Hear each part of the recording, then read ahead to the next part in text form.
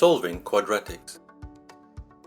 The standard form of a quadratic equation looks like this: a multiplied by x squared plus b multiplied by x plus c is equal to 0, where a, b, and c can have any value except that a cannot be 0, and x is the variable or the unknown.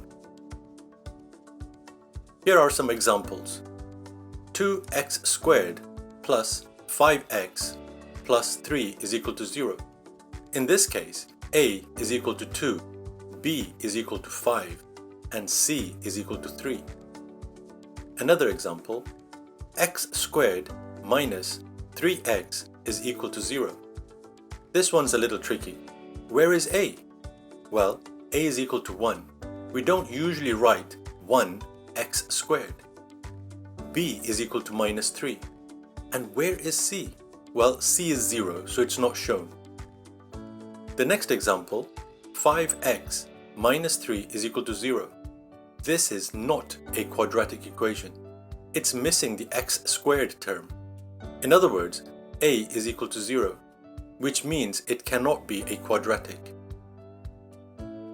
We can solve a quadratic equation using a quadratic formula. The quadratic formula is displayed on the screen. X, the unknown, is equal to minus b plus and or minus square root of b squared minus 4ac, all divided by 2 multiplied by a.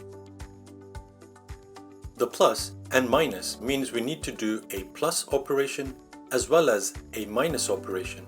So there are normally two solutions or answers.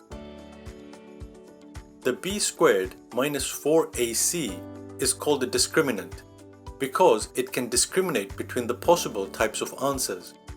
When it is a positive value, we get two real solutions. When it's 0, we get just one solution.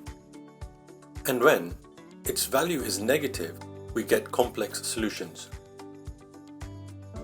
So, let's try solving a quadratic equation.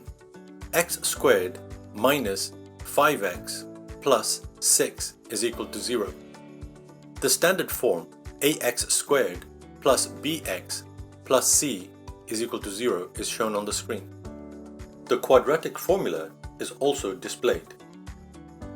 So in this example, a is equal to 1, b is equal to minus 5, and c is equal to 6. X is the variable or the unknown. So let's solve this. X squared minus 5x plus 6 is equal to 0.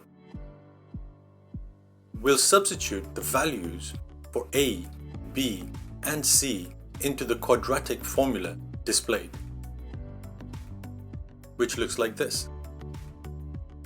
And with the values in, it looks like this. There are two possible answers. First, we get x is equal to minus 2 and x is equal to minus 3. If we were to put these numbers back into the equation, x squared minus 5x plus 6, any one of these x values will equal 0.